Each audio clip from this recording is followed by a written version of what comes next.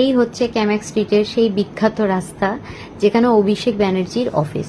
এখানে আমারও অফিস, তো প্রত্যেক দিন এখান থেকেই আমাকে যাতায়াত করতে হয়।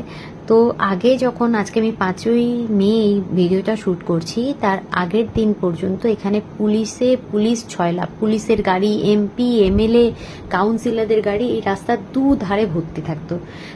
মানে সাধারণ মানুষের যাতায়াতের অসুবিধা হোক বা গাড়ি জ্যাম হোক, কোনো ব্যাপার না, এটা ভর্তি করে রাখতেন। এই যে আই লাভ হলদিরাম লেখা দেখছেন, এই বিল্ডিংটাই হচ্ছে অভিষেক ব্যানার্জির অফিস। এই বিল্ডিং এর দুটো গেট আটকে রেখে নিরাপত্তা রক্ষী, পুলিশ ভর্তি।